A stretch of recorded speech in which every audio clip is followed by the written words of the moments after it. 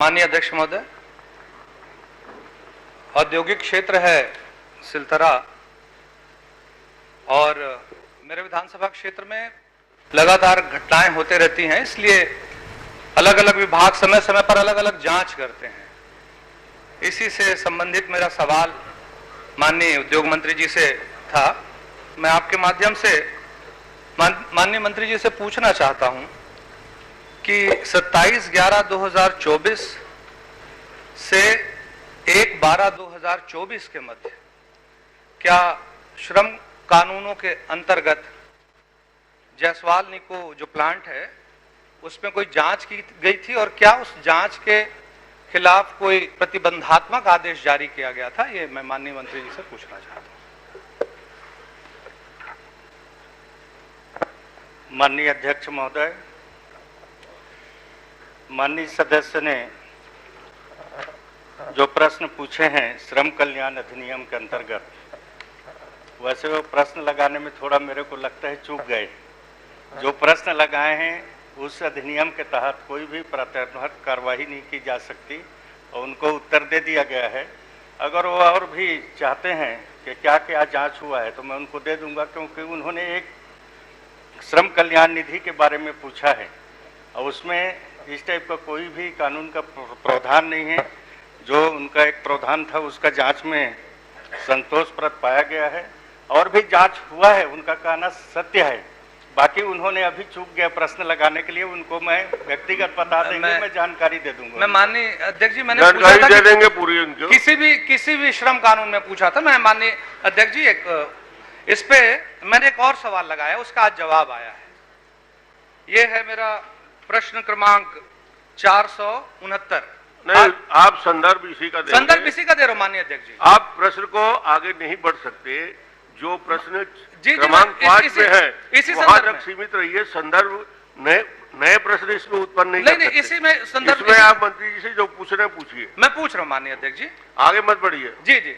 इसमें 28 और 30 तारीख को जांच की गई माननीय अध्यक्ष जी विभिन्न श्रम अधिनियमों के अंतर्गत, और इस जांच में 71 धाराओं का उल्लंघन पाया गया।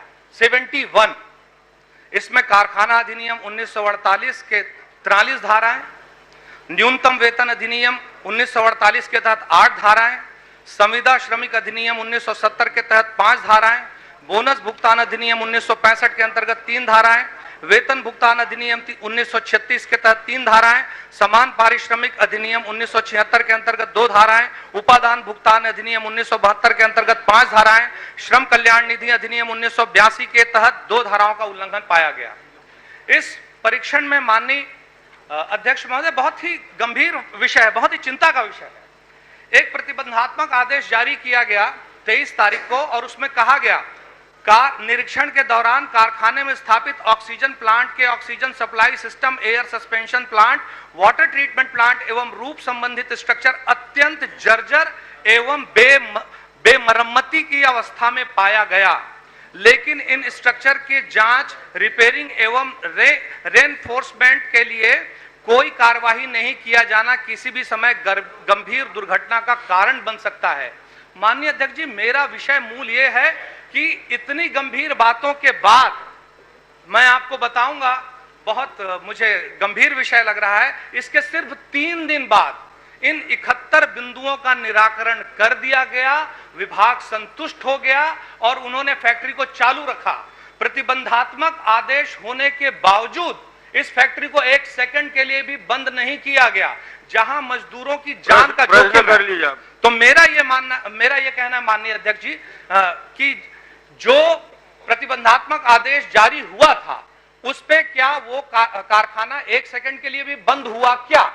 चलिए, माननीय अध्यक्ष महोदय, माननीय सदस्य ने छत्तीसगढ़ श्रम कल्याण निधि के बारे में पूछा था, उसका मैंने बता दिया और उन्होंने जैसे बता रहे हैं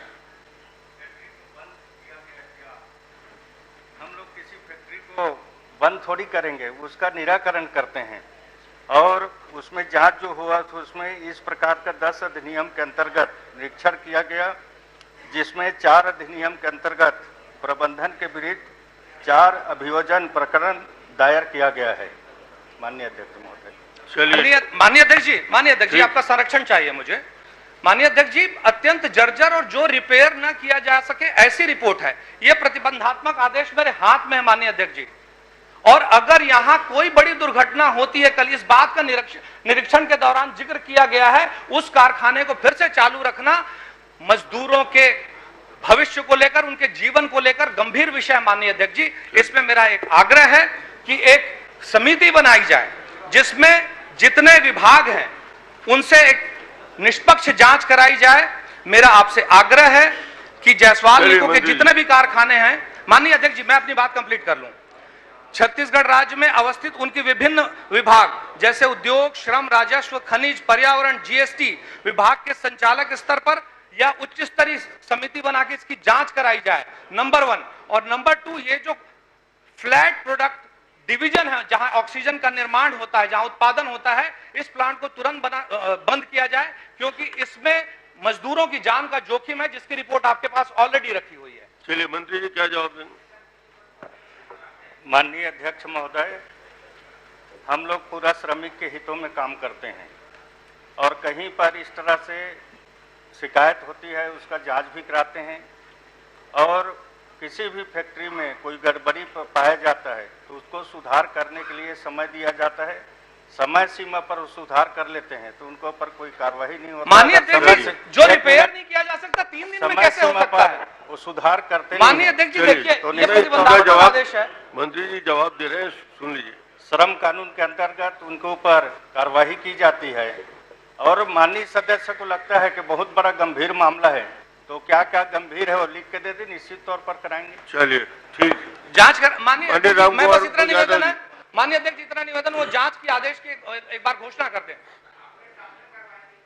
हाँ, हमारे सामने जांच करवाएंगे क्या? पूछिए ना माननीय अध्यक्ष जी। 2048 माननीय अध्यक्ष जी एक बार मंत्री जी से मेरा आग्रह है, एक सेकंड के लिए कम से कम मजदूरों की जान का सवाल है माननीय अध्यक्ष जी। 1 सेकंड हो गया, माननीय अध्यक्ष जी। जवाब आ गया, बैठिए।